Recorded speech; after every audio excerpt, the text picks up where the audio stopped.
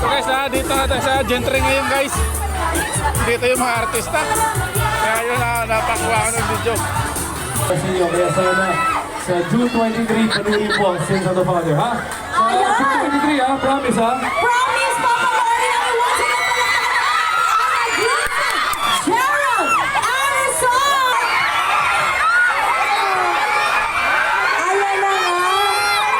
Ayan, Francine, mag-invite tayo sa ating mga kapamilya dito sa Gentry na talagang supportahan ang darating ninyo na proyekto.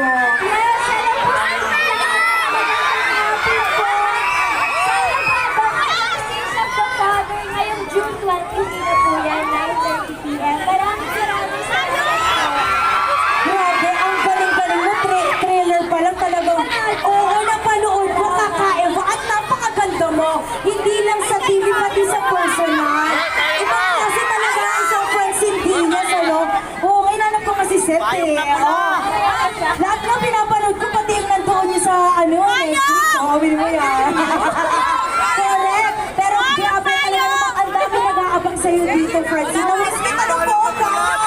Sabi ko, Lord, sa triple yun naman ni Francine. Sa sobrang busy niya at sa sobrang pagmamahal niya sa trabaho niya para mabigyan kayo na magandang mapapanood, di ba? Ay, nag-iisa ni Francine Diaz, kaya invite mo sila na supportahan sa lahat ng proyekto mo.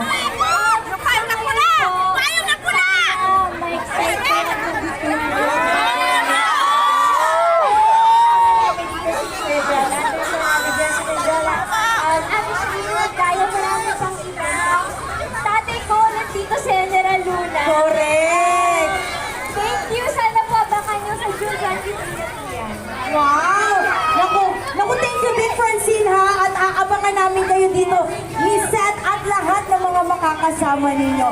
Stay pretty, girlie! Thank you! Ang ganda ni Francine, ha? Ganyan din yung mukha ko dati, eh. Wow! Selfie! Selfie tayo kasama ni Francine! Oh, thank you, Francine, ha? Bongga! Oh, aminin niyo yan! Talaga namang napakaganda niya. Okay, nakapalakpakan natin once again ang nag-iisa, Francine Diaz! Thank you! Wow! So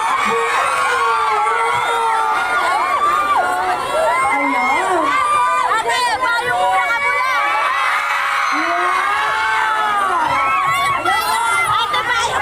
Eto po, talaga naman po aabangan na nila ang Sins of the Father, Jessie. At syempre kasing ganda mo at kasing ganda din ang proyekto ninyo, imbitahan mo sila ng pangmalakasan. Magandang hapon po sa inyo lahat. I-invite po kayo. Sana po, supportahan niyo po ang Sins of the Father. 9:30 p.m. po yan sa June 20.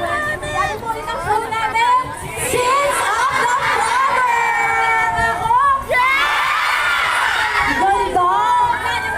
Nakita po tayo muli. At sisipag po kami ngayon. Sana po samahan niyo. Maraming Salamat! Wow, ganda! Para bakit talaga hindi pa ako nakaka-exercise? Ganyan yung itsura ko eh. Oh. Ang kinis, banayad, diwatang-diwata, Jessie Menjola. Ang ganda ni Jessie. Grabe, talagang parang prinsesa. Okay, sige, naku, maraming salamat na pamilya. Napakagwapo, magaling na aktor. Handa talaga tayong pasayahin at bigyan ng kasiyahan ngayon. Eto na ang nag-iisa, Gerald